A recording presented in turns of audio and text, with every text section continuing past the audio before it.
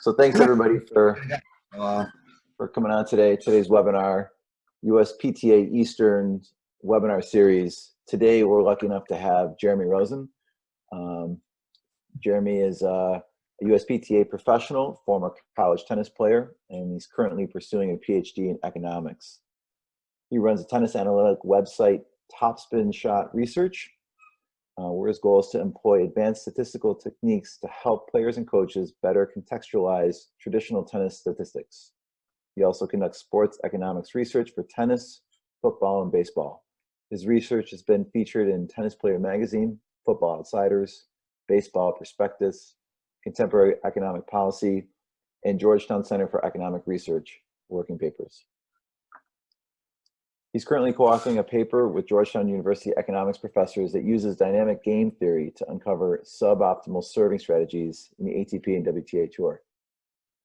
Today's webinar, Interpreting Tennis Statistics. And Jeremy, I'm going to toss it right over to you now, and you can start it up. Oh, and everybody, today's webinar is being recorded. All right, thank you, Jason. So I'm just going to share my screen now. PowerPoint presentation. Here we go. So, before I get into anything that is specific to tennis, I'm going to start with a non-tennis story about the theme of today's webinar, which is the importance of correctly interpreting statistics. So this is the story of Dr. Abraham Wald. Dr. Wald was a statistician who worked for the Allies in World War II. And he was given a very specific task by the military officers. So what he was shown were a bunch of planes that had come back from combat. And these planes had bullet holes in them because they had been fired upon by the Axis powers. And military officers told Dr. Wald that they wanted to increase the amount of armor to protect the planes from bullets. The issue, though, is that too much armor and the planes will be too heavy to fly. So Dr. Wald is being tasked with looking at the patterns of the bullets, which are essentially statistics, to determine what's the best place for the armor to go. And if you look here at the plane, it's pictured on this slide, you look at all the bullet holes, you'll notice that there's a lot of bullet holes in the body of the plane. And there's a lot of bullet holes in the wingtips. But what you don't see are any bullet holes on the engines, because that's exactly what Dr. Wald saw. There were virtually no bullet holes on the engines. So kind of the most intuitive thing, right, what you'd first think is that you would want to put the armor where the bullet holes are. That way you'll best protect the plane. But Dr. Wald didn't just stop there. He thought for a second, essentially asking himself, why is it that the patterns of bullet holes are the way they are? And he realized something, which is that the planes that he got to see were not all the planes that had come back from combat. And if you think about it, I mean, the Axis powers are firing bullets up into the sky. I mean, they're not snipers. They're not specifically targeting parts of the plane. They're just firing bullets up there, and whatever they hit, they hit. So why is it the engines are seemingly not getting hit? Well, what if they actually are getting hit? And what's happening is that the planes that get hit in the engines are just crashing, so they don't come back from combat, and Dr. Wald never gets to see them. So what Dr. Wald realized is that the initial intuitive hypothesis that the armor should go where the bullet holes are is actually not correct, and in fact, the armor should go where the bullet holes aren't on the engines. And the military officers thankfully listened to Dr. Wald, and then that ended up saving a lot of lives. So, with that in mind, what can we take away from this story? Well, first of all, while statistics are important, I mean, statistics are definitely important without being able to look at the patterns of bullet holes on that plane. I mean, Dr. Wald wouldn't have been able to come to any conclusions, but what's even more important than the statistics themselves is the act of correctly interpreting them, and the reason for that is one small oversight, right? You can understand 90% of the problem perfectly correctly, but one little oversight, like in this case, the fact that the planes that Dr. Wald got to see or not the entire sample of planes that have gone into combat, one little oversight can lead to a giant mistake. Not only, understanding 90% of the problem makes your answer 90% correct. In fact, you could get the complete wrong answer where you would have actually been better off if you never saw any data in the first place, because that one oversight would have led to Dr. Walt telling the officers to put the body armor in exactly the wrong place. So that brings me to the framework that we're going to use for interpreting statistics. This is kind of a general framework that's going to be mentioned throughout this webinar. It's called causal inference. Causal just means cause and effect. That's all it means. Inference is the act of figuring something out.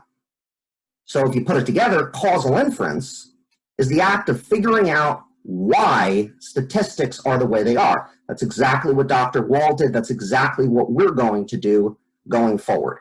Now, at the beginning of every talk that I give, I like to start with a promise.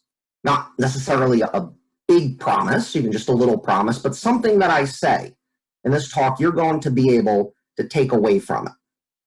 Something that's going to change the way you look at something going forward. And because this is kind of a special talk, I'm actually going to make two promises. The first promise is that something I say at some point in this talk is going to ensure that coming out of this, whether it's in tennis as coaches or whether it's even in the world outside of tennis, you will never quite look at statistics the same way again.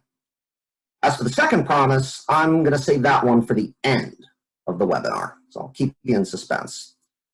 And without further ado, let's get into the tennis.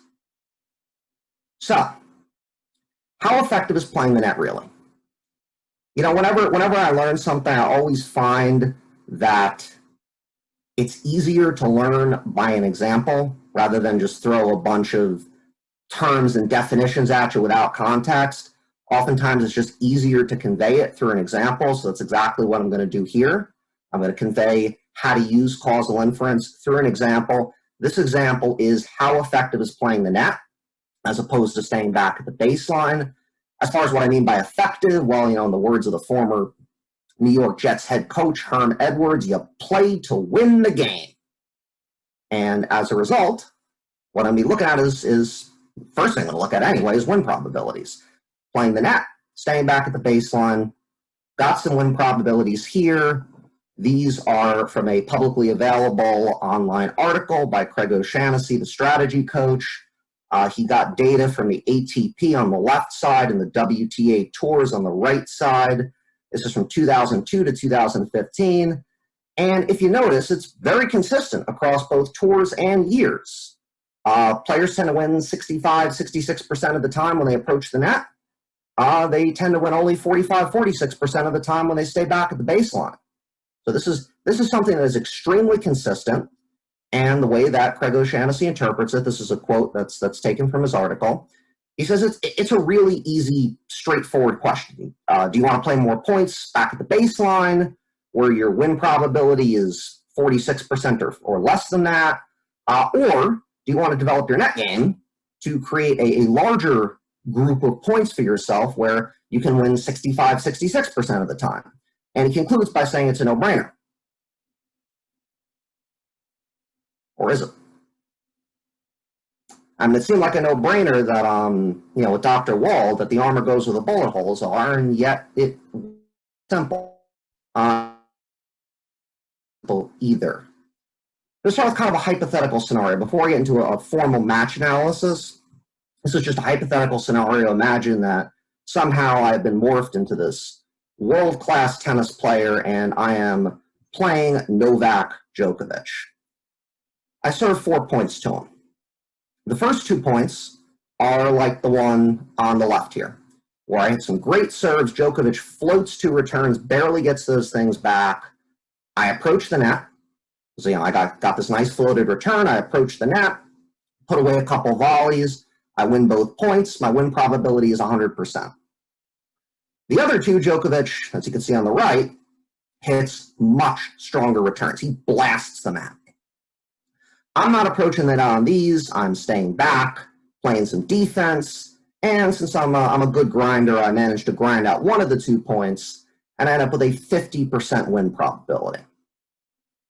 So, With that in mind, I mean, I do have a 100% win probability at the net and a 50% win probability when staying back.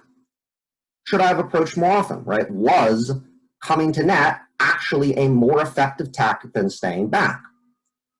Well, causal inference. Let me ask myself, why are the statistics, in this case, the WPs or win probabilities, and throughout this presentation, I'm going to abbreviate win probabilities as WPs. Why are the win probabilities the way they are?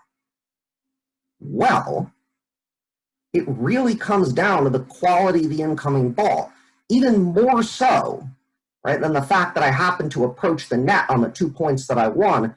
What really mattered here was not so much the act of approaching the net. What really mattered was the quality of the incoming ball. And therefore, I really shouldn't have approached more often, because if you think about it, if I did approach more often, I would have had to try to approach the net on a return that was blasted at me. I probably would have lost both those points trying to come in on blasted returns. So in fact, if I just compared the win probabilities and decided that I should approach more often, I probably would have won fewer points, which means that in general, having a higher win probability at net does not necessarily mean that you should approach the net more often. Again, I'll repeat that. A higher win probability at net doesn't necessarily mean that you should approach the net more often. So now, I'm going to do a formal match analysis. So that was just a hypothetical scenario, no real data or numbers. I'm going to start giving some numbers here. This is a match that I analyzed. I charted it by hand. I bought a DVD of the match. You can kind of see it here. This was the 2016 Wimbledon final, Andy Murray versus Milos Raonic. Murray won this match 6-4, 7-6, 7-6 to win a second Wimbledon title. What's great about this match, the reason why I chose it, is because of the great contrast in styles. Right, Murray is this steady counterpuncher, whereas Raonic is the attacking player with the big serve and the big forehand. So it was just nice to get a contrast to styles. But what I'm going to do is I'm going to formally analyze this match in terms of how effective is playing the net really. Before I do that, though, confounders.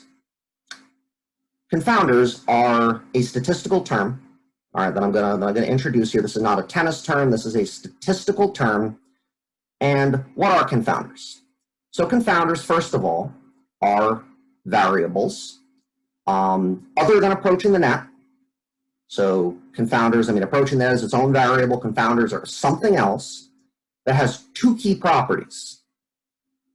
The first property is that confounders affect your odds of winning the point. So it's something that happens, some variable over the course of the point that does in fact, just like approaching the net can affect your odds of winning the point, a confounder can affect your odds of winning the point. It also affects your odds of approaching the net, right? Just like the quality of those returns in the Djokovic scenario, right? Having a floated return definitely impacts your odds of winning the point. It also impacts your odds of approaching the net because you're more likely to come in on a floated ball. Examples of confounders, these are kind of the three basic confounders I'm going to use when I really get into the Murray-Raonic match. The depth, direction, and speed of the incoming ball. So the depth is just, did it land short or deep?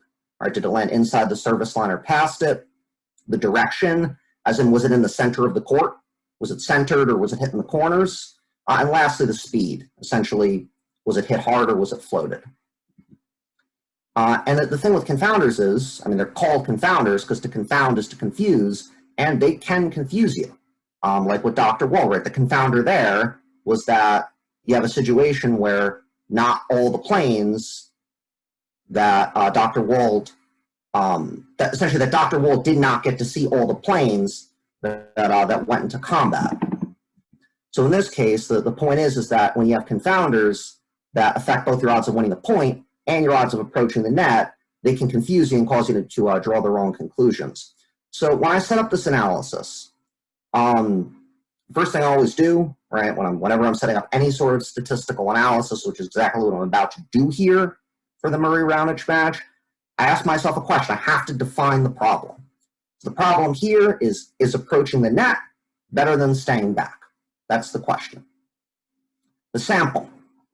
This is the statistical sample I'm going to use in the data. It's every rally shot, not every point, right? Every shot within every point. So it's a bigger sample. Every rally shot, in other words, no serves, no returns, because throwing serves and returns in there would just make it even more confusing. I don't want to make it too confusing here. With both players back, I don't want a situation where one player is already at the net, because if one player is already at the net, then he can't be approaching that because he's already there. So the question is approaching better than staying back. The sample, every rally shot with both players currently back at the baseline, having the opportunity to approach if they so choose. The independent variable is like the main variable, the one that we really care about. In this case, that's approaching the net. The dependent variable, these are just more statistical terms. The dependent variable is what depends on the independent variable. So the dependent variable here is winning the point. The point is that winning the point depends on whether you approach the net. That's why we're looking at win probabilities here. And lastly, the confounders. I'm going to throw the confounders into this analysis too, because I have to account for them. Depth, direction, speed of the incoming ball, the same three confounders that I just discussed a couple of minutes ago. Now, my intuition, the way that I expect this to play out here, so I want to kind of go into this analysis with a well-defined hypothesis. Fact one, pros, just like Murray and Raonic, tend to approach on confounders. Right? When you get a short ball, when you get a centered ball, when you get a floated ball, these are all incoming balls coming at you. You get anything like that, you are more likely to approach the net than if you got a different type of incoming ball. In addition, you are more likely to win the point when you get a ball that is short, centered, or floated, regardless of whether you approach or not. But if you get an easy ball like that, regardless of what decision you make in terms of approaching the net, you have an increased likelihood of winning the point.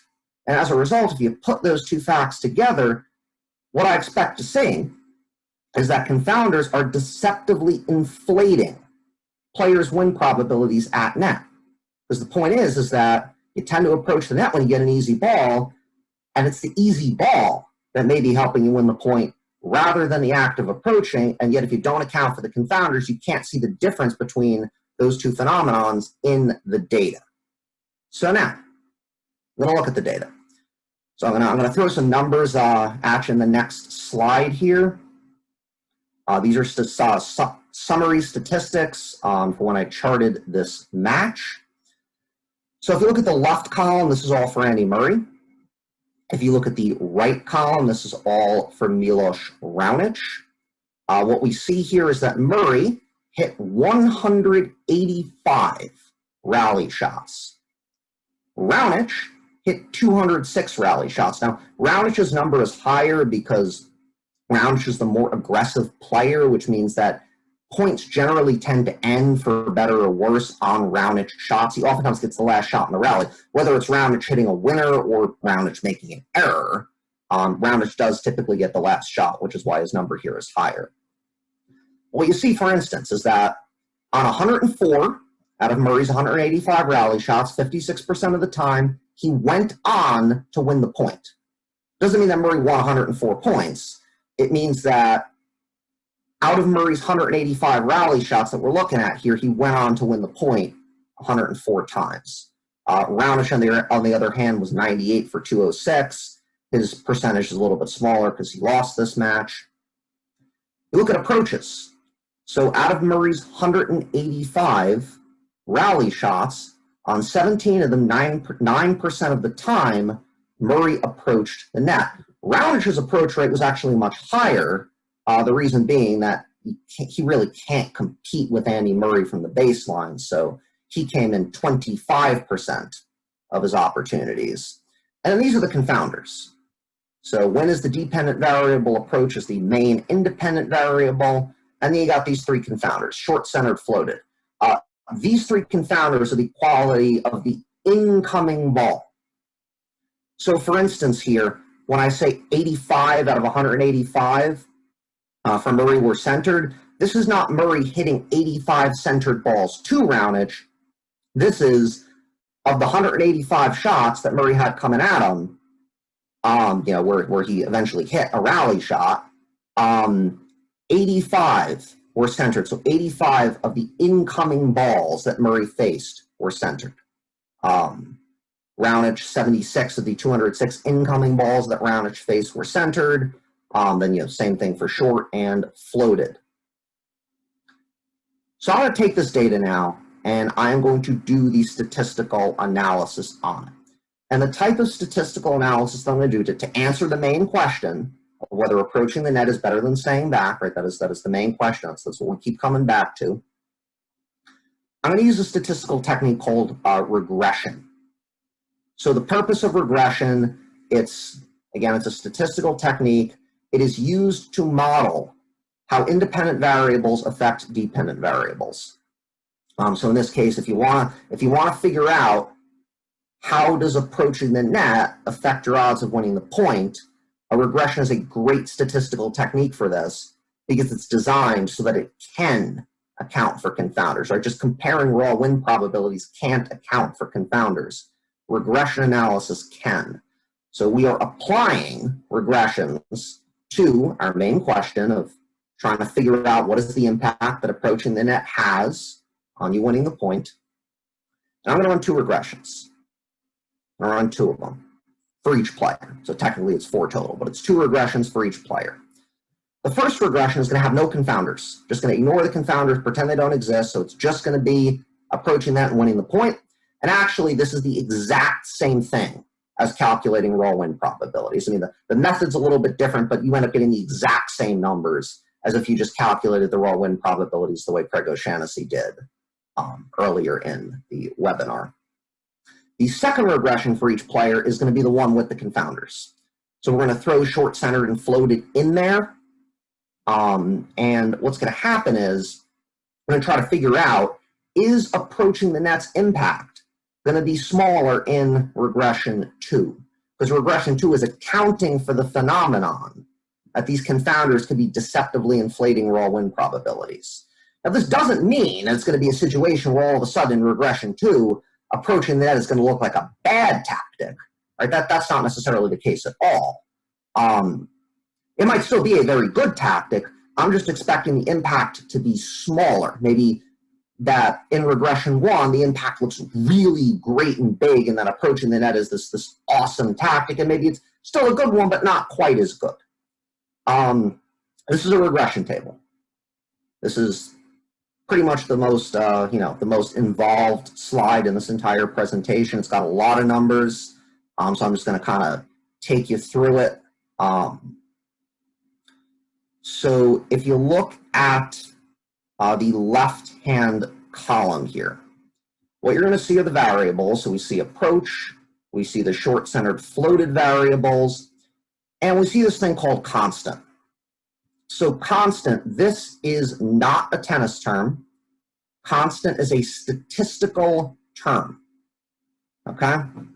So if we look at the Murray regressions, so again, there's 185, if you remember a couple slides back. Murray, 185 rally shots. So what we see is we're just going to look at regression 1 for Murray, the one with no confounders. So it's just constant and approach. So the definition of constant, I'm going to say this a couple times, the definition of constant is it is a player's win probability when none of the other variables in the regression are true. So I'm going to say that again. Constant is the player's win probability when none of the other variables that are in the regression are true. So in the regression with no confounders, the only variable that's in this regression is approach. There's short-centered floated, not even here. So constant, this 53% number, is just Murray's win probability when approach is not true. So it's just Murray's win probability when he stays back. That's all it is. Murray's win probability when he stayed back was 53%. Now the second number here for approach, this 35.3% number, what's going on with that? Well, this 35.3% number, this is not Murray's win probability when he approached the net. This is the benefit that Murray got from approaching the net. He got a 35.3% benefit. though this may not be an accurate benefit, this is just the kind of raw win probability benefit. So all it means is that if you want to figure out what Murray's win probability was when he approached the net, just add these two numbers. Just add 53% and 35.3%. So Murray's win probability at net was 88.3%. So his win probability staying back was 53%. His win probability approaching the net was 88.3%. Now you might be wondering, why am I doing it this way? Why didn't I just report 53% here and 88.3% there? I mean, those are the raw win probabilities. Why didn't I just report it like that? That would probably be simpler. The reason why is because in this second regression here, the one where the confounders get thrown into the mix, all of a sudden actually is a lot easier to present it this way. Because if you look here, right, this 45% number. Now, if you remember, the definition of constant is just the player's win probability when none of the other variables in the regression are true. So this 45% number is Murray's win probability when he doesn't approach, so when approach is not true, and when the incoming ball is not short, and when the incoming ball is not centered, and when the incoming ball is not floated. So this 45% number is Murray's win probability when he stays back and the incoming ball is neither short nor centered nor floated. And that's why this 45% number is smaller than this 53% number, because this is just, the 53% is just Murray's win probability when he stays back. Now this is the 45% number is Murray's win probability when he stays back and he's not getting an easy ball. Because the thing is, right, short, that's positive. This percentage is positive. Murray has a benefit to receiving a short ball. There is a benefit when Murray gets a short ball. There's a benefit when Murray gets a centered ball. There's a benefit when Murray gets a floated ball. All these three things increase Murray's odds of winning the point. All these numbers, aside from constant, are the benefit numbers. And the key thing to notice here, and this is like if you're going to take anything out of looking at this table, the key thing to notice here are the numbers in bold. We can compare the numbers in bold. So 35.3% is the increase in Murray's raw win probability when he comes to net. This 22.2% is the more accurate benefit to Murray approaching. In other words, the 22.2% is the number when you're accounting for the confounder. So the 35.3% number is deceptively high. The 22.2% number is the more accurate one. And if you look at the same exact thing from Milos Raonic here, it appears that his benefit to approaching the net is 22.8%. In reality, the benefit is more like 16.4% when we look at these confounders. And of course, I could totally add more confounders to this, right?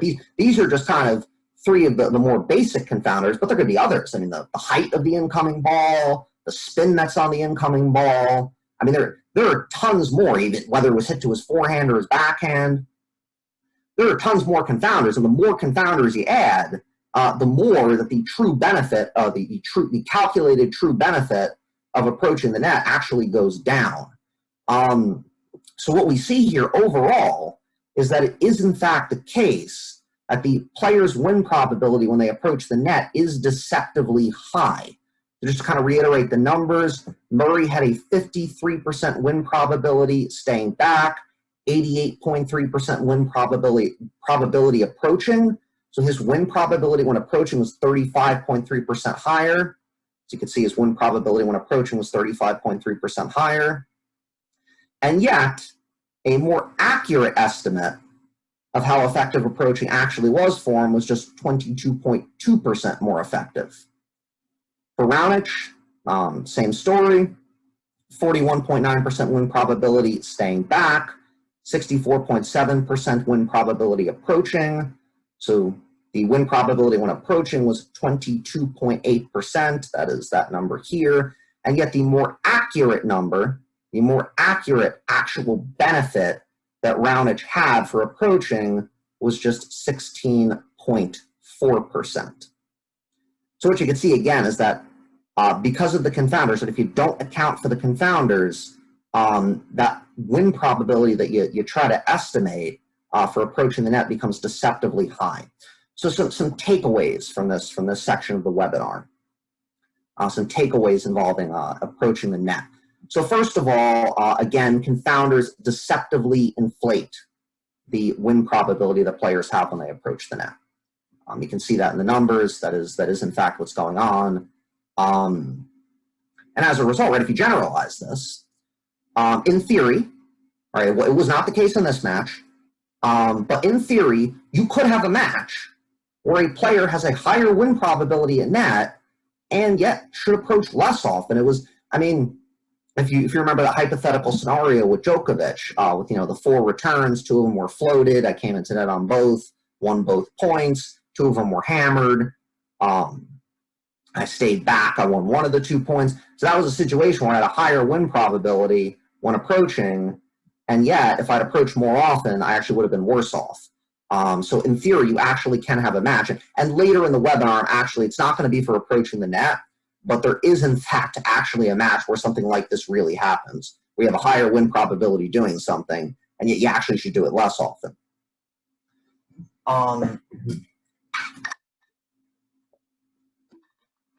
So now, I'm going to get into some further applications of causal inference. So approaching the net, that was one application of causal inference. Again, causal inference is just that statistical term that means figuring out why statistics are the way they are. Causal, cause and effect. Inference, figuring something out, figuring out why the statistics are the way they are. The next application I'm going to give, hitting down the middle. You can see the picture here. Murray's been kind of pulled off the court. He's preparing to hit it down the middle. Raonic is already kind of anticipating that. Now, down the middle is actually kind of the opposite of approaching that. Approaching the net is an offensive tactic. Hitting down the middle is a defensive tactic. You generally hit down the middle when you're on the defensive. So what we actually may see is kind of the opposite phenomenon taking place, right? Where hitting down the middle might have a deceptively low win probability. So I'm gonna run through the same analysis. This is the exact same format. This is, once again, it's a regression analysis. The only difference here is that instead of looking at approaching the net, we're just looking at hitting down the middle. DTM is down the middle. So the question is hitting down the middle worse than hitting to the corners? Once again, the exact same statistical sample. So it's every rally shot that Murray and Raonic hit, no serves, no returns, and both players are back at the baseline. I'm not even going to present a table of summary statistics because the tables would virtually be the same. Again, it's 185 rally shots for Murray, 206 rally shots for Raonic. The independent variable in this case, the main one that we care about instead of approaching the net, now it's hitting down the middle. The dependent variable, which is what depends, so it's called dependent, it's what depends on the independent variable, is winning the point. So we're trying to figure out, well, what is the impact of hitting down the middle on winning the point? And the confounders are the same. Same exact confounders. You have the depth, the direction, and the speed of the incoming ball. It's just short-centered floated. Again, there could be more confounders if you really want to break it down even further. Just for the purpose of this, we're just going to stick with these confounders. So my intuition here, again, just like I did with approaching the net, I need to formulate a clear hypothesis before I look at the data. Fact 1, pros generally don't hit down the middle on confounders. I mean, if you get a short ball, or you get a centered ball, or you get a floated ball coming at you, you're probably not going to hit down the middle. I mean, those are balls I want to attack on. I'm probably going to want to put those in the corners.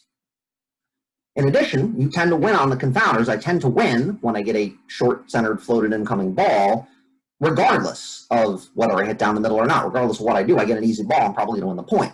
So as a result, right, with approaching the net, confounders were deceptively inflating the player's win probabilities.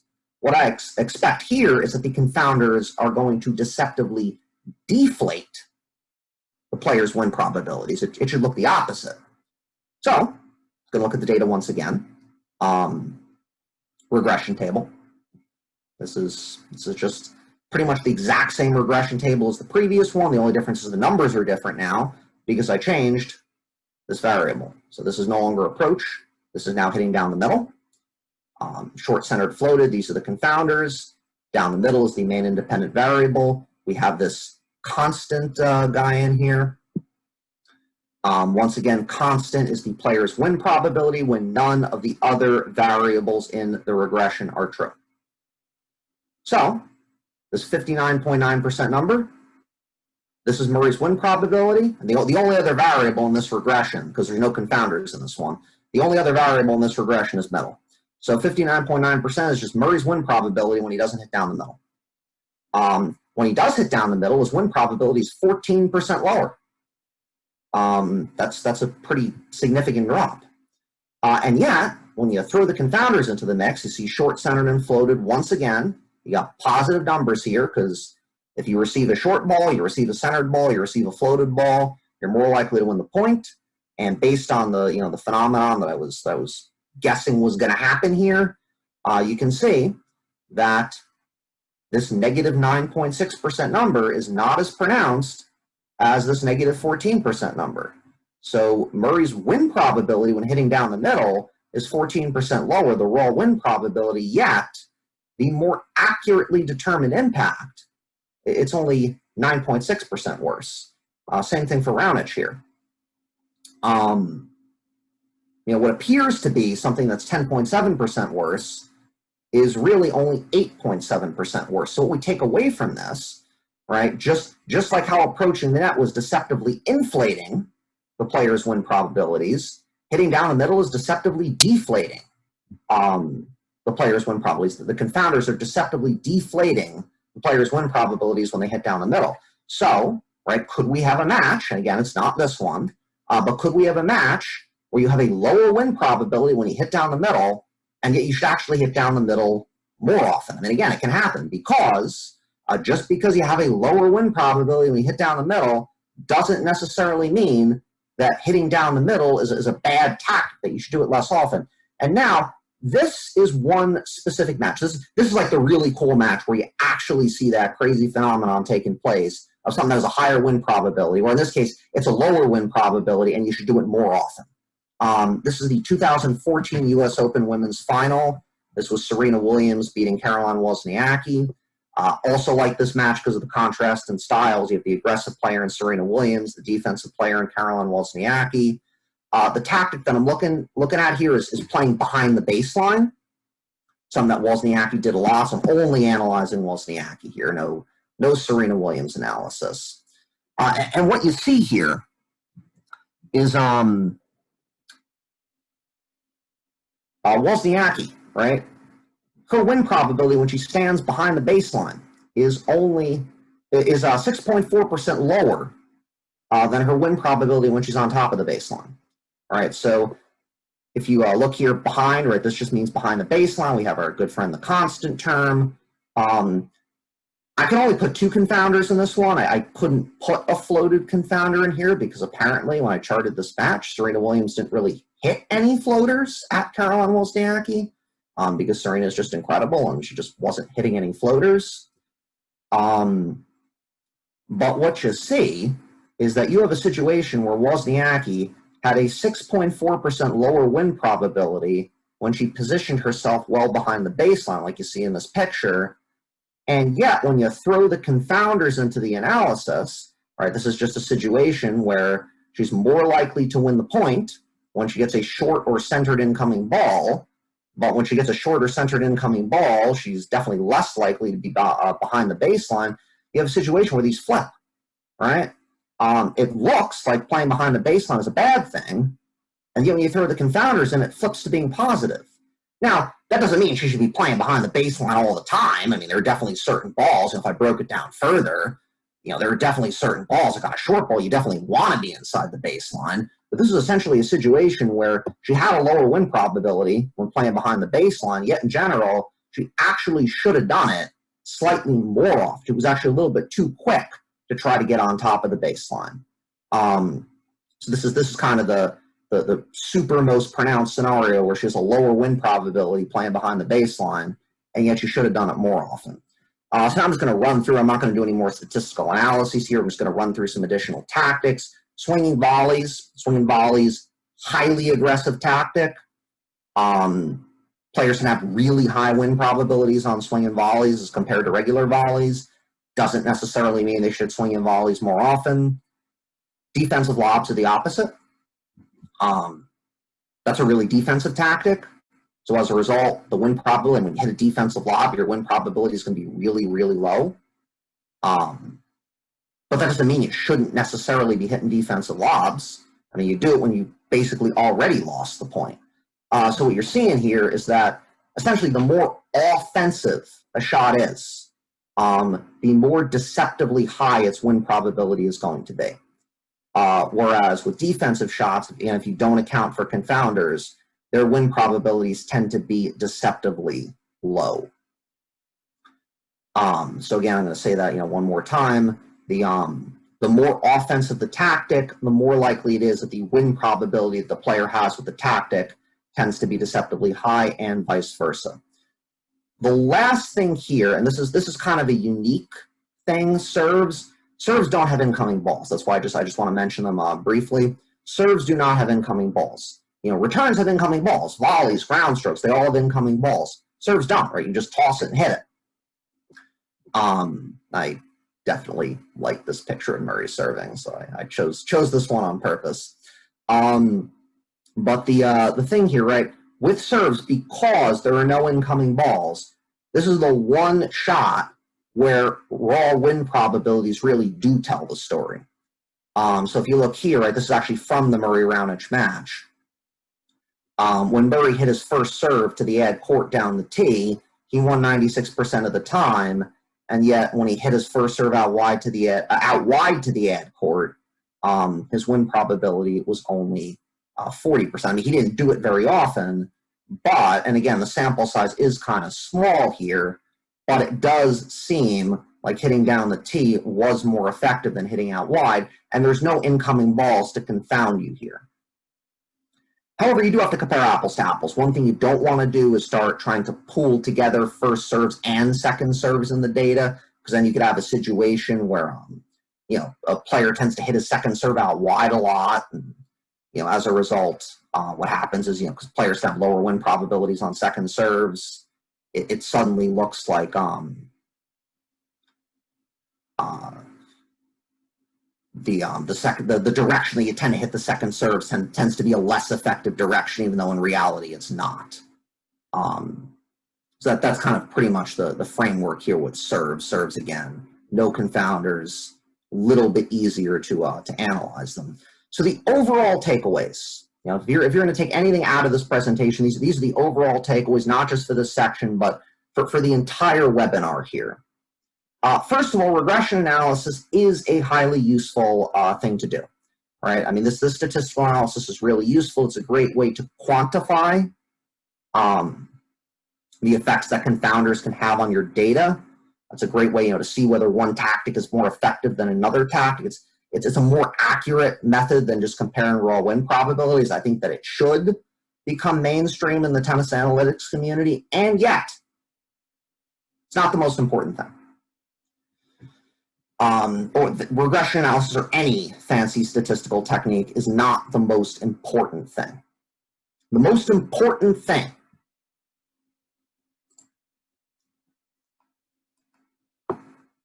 is keeping an inquisitive mind. But that's more important than any fancy statistical technique that you can come up with. If you keep an inquisitive mind, if you ask yourself when you're looking at the data, why are the data the way they are? Why are the statistics the way they are? Even if you can't fully quantify it because you don't have that statistical toolkit, even if you just ask yourself, why is my player's win probability net high? Why is my player's win probability when he hits down the middle low? That goes a long, long way. You don't necessarily need the statistical background. In fact, I can prove it. This is another, it's a non-tennis story. Just like the Dr. Walt story was a non-tennis story. This is a story of a guy who had no statistical background whatsoever. I was not a statistician. Dr. Walt was a great statistician. This guy was not a statistician, and yet he, in my view, conducted the most important, the most consequential statistical analysis of all time.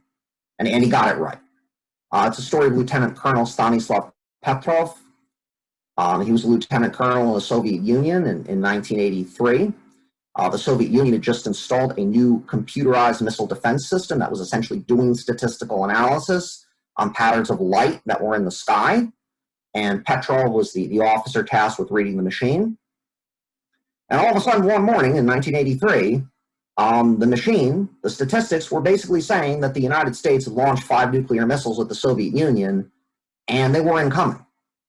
And Petrov had to decide, do I retaliate? I mean, do I shoot nuclear missiles at the United States? The machine was telling him to do it. And yet Petrov, instead of just going, oh, well, that's what the statistics show, let's retaliate, he stood back. He's like, wait, what's going on here? Why are these patterns of light the way they are? I mean, first of all, is the United States crazy? And second of all, if they were really going to be shooting nuclear missiles at us, why would they only shoot 5? Right? That doesn't make any sense. And if they're only shooting 5 missiles at us, we could totally retaliate on them. Surely they would shoot a lot more. So what Lieutenant Colonel Petrov realized is this is probably a false alarm. That something's going on. There's some sort of confounder. In this case, what it was that there was a weird cloud formation, and the way that light was reflecting off the cloud was triggering the machine to have a false alarm. And as a result, because Petrov, he thought, why are the data the way they are? He interpreted the statistics correctly, and the guy literally saved the world. And he's the reason why we're all here today. Now, fortunately, as tennis coaches, we do not have the fate of the entire planet on our shoulders. And this is the second promise, right? This is the second promise. The first promise, which I gave, earlier in the talk, about how you're never going to look at statistics the same way again. This is my second promise, which is that whether you have statistical training or not, if you keep an inquisitive mind, if you ask yourself, why are the statistics the way they are, then as tennis coaches, you are going to be able to provide the best possible service for your players. And really, I mean, providing the best possible service for your players is what being a tennis coach is all about. So that is now, in fact, the end of this webinar. This is my contact information. I'm going to leave this slide up for a couple minutes if anybody wants to take it down. It has my address, my phone number, my email, my website. So I'm just going to leave this up for a bit. And yeah, that is the end of the webinar. And I can now, we have about 10 to 15 minutes left for Q&A. So as far as questions go, it's probably easier if Jason just reads them to me. I'm trying to see if I can find them here in the chat. So again, if anybody has any questions, you can just type them in. So I see from Jason Joseph, yeah, very true. Agassi had a win probability at net of nearly 80%, yet he did not morph into a net rusher. That is absolutely the case. I mean, especially Agassi was super, super selective with when he came into net. So as a result, I mean, Agassi really only came into net. And maybe Agassi should have come into net more often. I don't know. I've never analyzed his matches. But when you have a situation like Agassi, he's generally coming into net on balls where he probably would have won the point anyway. So that's really going to inflate his win probability at net. But yeah, so again, if anybody has questions, you can type them in. I'll just wait here, for a couple more minutes to see if anybody is typing in any questions. And yeah, so. Jeremy, what I'll do is while we give everybody a moment to kind of decide if they want to ask a question or not, I'll ask you a question. So I know, oftentimes you were talking about first serve placement and second serve placement and how they'll differ, and certainly that's the case. Is there a way statistically that you can look at what some of the more important points in a match, right? So one thing that I've learned over the years is one of the most important serves to train is a second serve to the ad side, right? Because most big points, right, is a higher percentage of chance that a game point will happen on the ad side. And Correct. so as a coach, training, especially training the second serve where players are under pressure and will either have to get themselves out of a situation of being down a break point, right, or trying to convert while hitting a second serve. That's one of the more important things to train. Anything that you know of statistically where you find that it would be important for coaches to train their players? Are you specifically referring to serves, or are you just referring to things in general? I'm referring to things in general. I gave the serve example, and I think your point that when serving, you're not receiving a ball. It's the only shot in tennis that you're not receiving a ball, right? You're Yes. placing your toss and you're executing. So that is one of the easier things to be able to research, get data analysis on, and certainly as coaches to train. So whether it's serve or anything else that you know of that could be pretty valuable for coaches, right? To be able to know that it's going to be an important thing to train. So this is actually something that Craig Oshannessy actually does. This is my favorite statistical analysis by him. So I was being a little bit critical of his statistical analysis in terms of like win probabilities when approaching the net. But one thing I think which is great, which Craig Oshannessy does, is he emphasizes the first 4 shots of every point. You know, the serve, the return, the first ball that you hit after the serve, and the first ball that you hit after the return. Because I mean, the thing is, you know, and again, this is just him saying this, but you know, players tend to practice rallying a lot. And that's not to say that you shouldn't practice rallying. And the reason for that is because, and I mean, other coaches have said this, you know, practicing rallying helps get players in the mindset of grinding, of being consistent. Sometimes just even that mental thing is something that can make your opponent play worse. And really, you know, like psychology in tennis matters by a lot.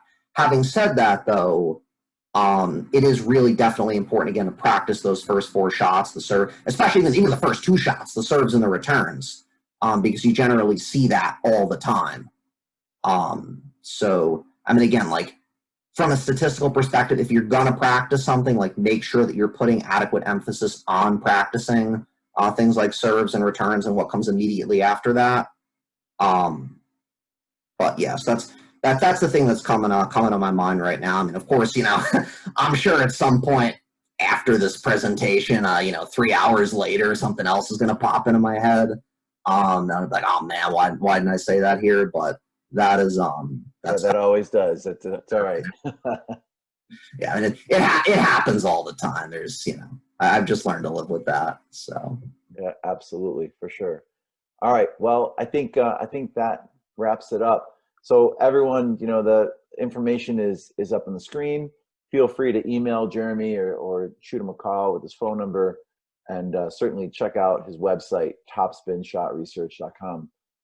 Jeremy, thank you very much for taking the time today to present and give us some statistical analysis on tennis, especially the aspects of approaching the net. all right, you're welcome, and thank you for helping to set this thing up. And you know, everybody, stay healthy and take care. You as well, Jeremy. Thanks everyone for joining today in another USPTA Eastern webinar series. Thanks, Jeremy. Take care. Thanks, everybody. Bye.